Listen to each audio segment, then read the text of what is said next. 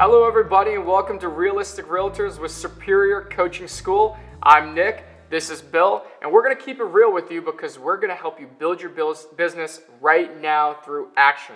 All right, we're on lesson 20 of our success planning. Today we're talking all about sponsorships. And let's start with the quote. Sponsorship today requires genuine engagement and a belief in the shared goals of the partnership. Bill, what does this mean to you? Well, sponsorship means really developing your brand, right? It's all about name recognition. And when you sponsor an event, you're showing goodwill to the community, but you have to develop some products that you can brand yourself at that event. Yeah, I think that's very key. I think a lot of what sponsorship is doing for you is getting your name out, right? How important is name recognition? You're creating visibility about you, yourself, and your brand. And that's extremely important. And what a better way to do it at an event where you're sponsoring. So what kind of events would you want to sponsor? I guess what I mean is what kind of message do you want to send out to your target audience? Well, the first thing I want to do is show them value in the community, okay? And we want to create brand awareness. So one example that I can bring up is for years, I sponsored an Easter egg hunt at a community. Large community, about 1,000 people, and they would have about, man, I remember the first one, Nick, they had about 300 kids there, and they weren't too organized the first one. They blew a whistle and 300 kids went to find the Easter eggs. So what did we have? We had a bunch of 2- and 3-year-olds that got trampled, and they were all crying, right? So now what they do is they, the little ones go first, the 2- and 3-year-olds, and then the 4 and 5, then finally like the 6 or 8-year-olds. But at those events, right, there was other sponsors, Nick, besides me, and there was probably like, maybe 15 tents out there, 15 different sponsors. But what was important, people wanted something for free, and they wanted a reason to go to your tent. So it's an Easter egg hunt. So what did I do? I hired face painters, and all the kids wanted their faces painted, which took about, 5-10 minutes a kid, which meant the parents were in front of me. So I had to incorporate something cool to do. So you're giving something, providing something of value because to the parents, they're like, oh, finally, I can let them go get their face painted. Maybe they'll stay still for an hour. Exactly, made their kids happy. And then you get to talk to the parents. And make sure you have cold water to hand out, right, or cookies. So first off, you have to, if at a sponsorship event, you're going to compete with usually other vendors there, so you have to stand out. So I did it with the face painters, and I learned a valuable lesson too, Nick, because the first one I had one face painter. Oh man, I had, parents like 50 deep waiting. They were not happy with me. The second year I got 2. Finally, I found out the magic number. It was 3 face painters because I could do the turnover quick.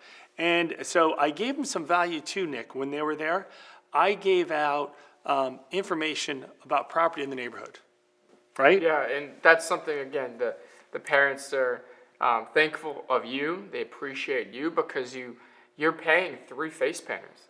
It says something about your level of commitment. I guess the point I wanted to make is when you're going to sponsor an event and they're asking maybe for a prize or something, don't go cheap on the prize, right? What are some of the prizes you've given out over the years?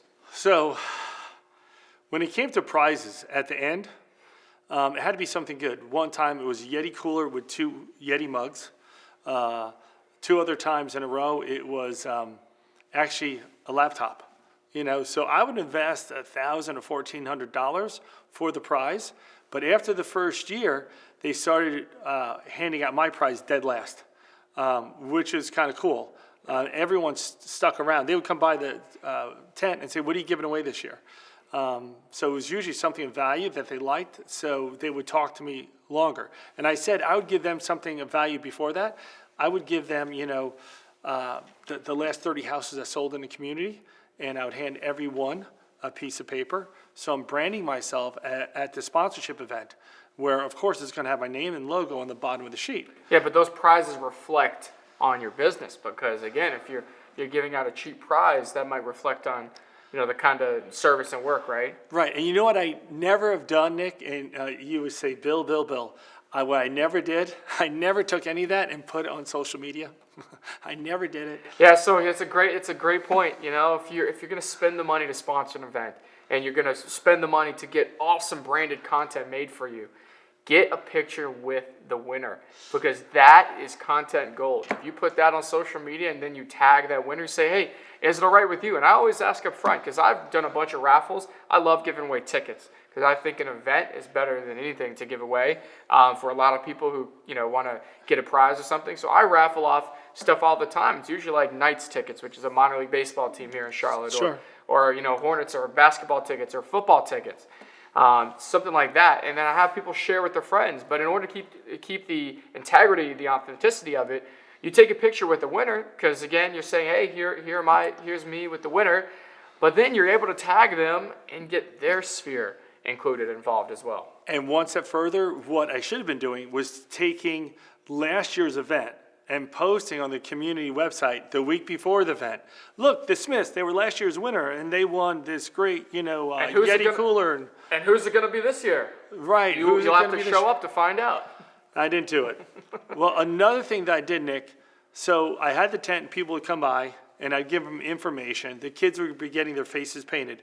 But then I gave away something for free of value. And I brought some things here today that I can show you.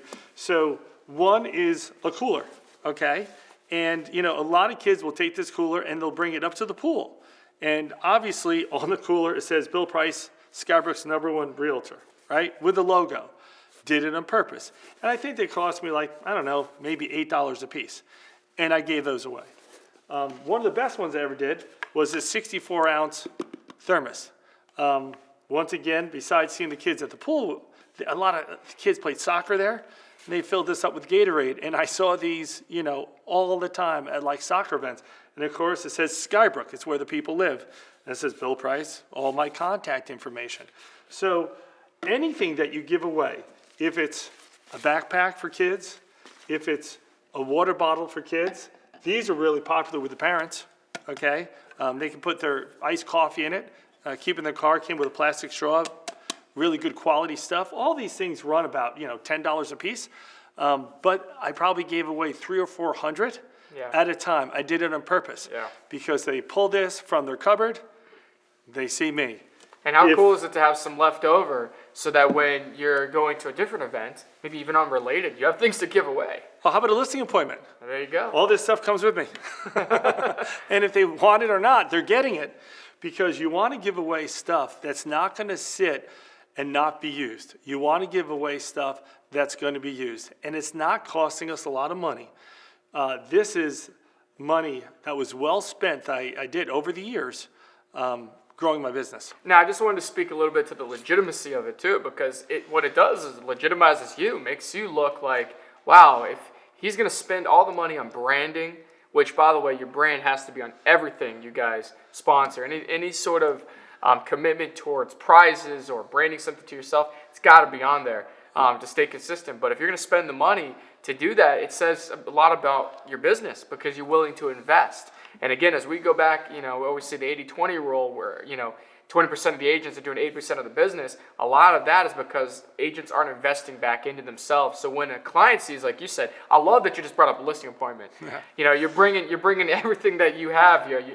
You might say, you might have seen me at the golf tournament. Yeah, I sponsored that, and here's some extras. Yeah, here's some extra stuff, exactly. Yeah, and if you stalk them on Facebook a little and you find out their kid plays soccer, say, hey, I see that Tommy plays soccer. I thought maybe fill this up with Gatorade, it would be good. Or I had golf towels, right? If one of the parents are big into golf, I'll bring a few golf towels for them, or I had golf balls before. But there's so many other events, Nick, that we can hit. And I'll bore you with some good, some average examples, right? So swim meets, right? Go sponsor a swim meet. How hard is it to do that? Sponsor the food, Nick. What's 10 pizzas from Domino's? $100? And what do? You hand out the pizzas at the event, sliced at a time on a paper plate. And what do you have stapled to the paper plate? Your business card. And I would say you could do it the other way as well. You could also go online beforehand, before the event, and you could say, let everybody know, hey, I'm going to be at the big swim meet. If you want to get a free slice or 2 slices of pizza and have drinks there, just sign up here and register. I just need a name, number, email. And then when they register, you email them a ticket and you say, show me the email of the ticket beforehand, and you'll get that free slice. So that way you're getting everybody's information and you can start prospecting based on all the names and numbers you got. Yep, something that we should have done with the new school approach that into. Another event that I would do all the time is Halloween. My house is known as the scary graveyard. And I spent a lot of time, like days, putting up props and scary monsters and stuff. But guess what was taped to every candy bar I handed out? Business card. My business card. Which makes it what? Write that off, it's right? Tax write-off, there's all right? the candy cards, right? But it was a nice way to connect. People would say, you're the guy, with the scary houses, because they would go through the candies, right? With their kids, what they could and cannot eat, and there's my business card.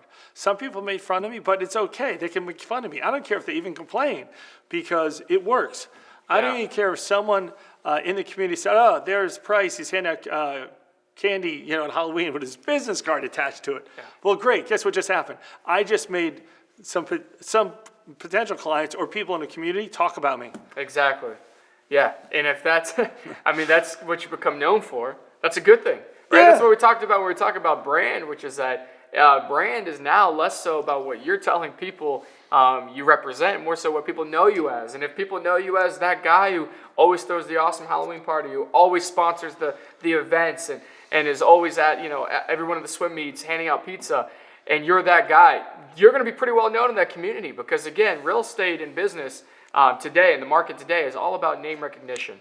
And the main objective of sponsorship is to partner with a brand, partner with an event that is very well known, to connect with that sphere. And so I think we've given you guys a lot of different examples. Yep. Do you want to review a little bit? Yeah, so basically when it comes down to sponsorship, we are creating branding for ourselves. We're creating visibility for ourselves. We're creating, besides name recognition, we are creating some goodwill back to the community. When you sponsor an event, okay, the community will you'll lock arms with them. And that's really important. You're showing that you're willing to spend the money and put back into their events, which is important. Listen, there's a lot of events I did that were fundraisers for people that maybe have passed, maybe got injured. And those are stuff we have to do. It's not all about getting clients, Nick. It's about, giving back, which is so important. And those events need sponsors like us. And at the same time, sure, on the flip side, we do get recognized, we get branded, we can grow our business that way. Yeah, I think that's all great points. So we're going to wrap up and introduce our special guest. Now, our guest this week is going to give us more ideas on sponsorship. And they'll tell us some of the behind the scenes of what goes on to obtain maybe an event sponsorship, because sometimes you have to compete, like you mentioned, with other people trying to sponsor the same event. And has become a prominent figure in the neighborhood, in the community, which is really important and very well respected. Of course. So you guys enjoy this interview.